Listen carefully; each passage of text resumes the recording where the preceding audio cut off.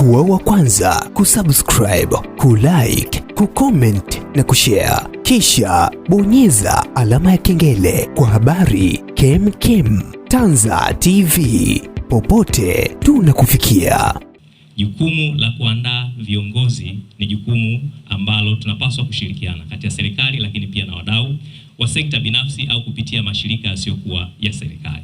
Ndipo wazo la kuanzisha Tanzania Leadership Foundation lilipoanza mwaka 2020 na sasa tuko hapa tulipofikia. Na maono yetu makubwa hasa ni kuona tunakuwa katika nchi yetu ya Tanzania kuwa na kizazi cha viongozi wazalendo, viongozi wa kimageuzi, viongozi wenye maono na wenye uwezo wa kuweza kujiongoza wao wenyewe binafsi, lakini kuongoza taasisi za katika sekta binafsi, kuongoza taasisi kwenye sekta ya umma, hali kadhalika kuongoza jamii kwa maendeleo endelevu. Na ndoto hiyo tutaifikia kupitia programu ambazo tumekuwa tukizifanya. Tumeambiwa hapa programu ya uongozi clubs ambao ni network ya viongozi vijana walioko vyuo vikuu. Tunawalea kuanzia wanapoanza first year mpaka wanapomaliza third year.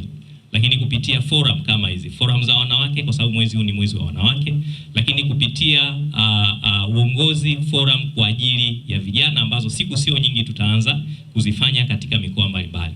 Lakini kupitia program za uongozi chat ambazo tunawakutanisha viongozi waliofanya mambo makubwa kama ulivyokuwa wewe Mheshimiwa Rahama, tunakutanisha na viongozi vijana ambao waweze kupata mafunzo zaidi, lakini hali kadhalika pamoja na program zingine ambazo tutaendelea kuzifanya.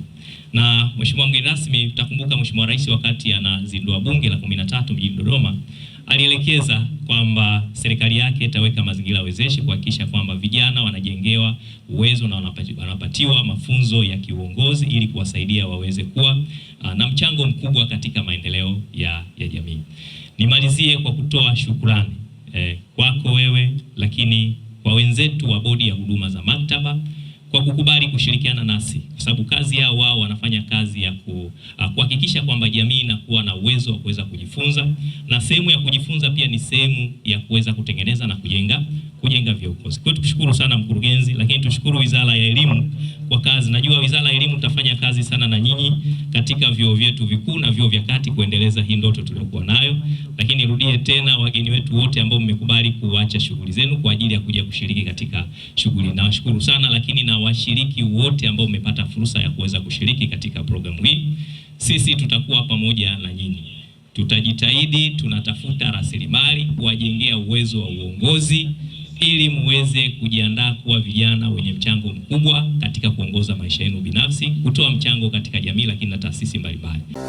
Kuwa wa kwanza kusubscribe, kulike, kucomment na kushare, kisha bonyeza alama ya kengele kwa habari kemkem. Tanza TV, popote tunakufikia.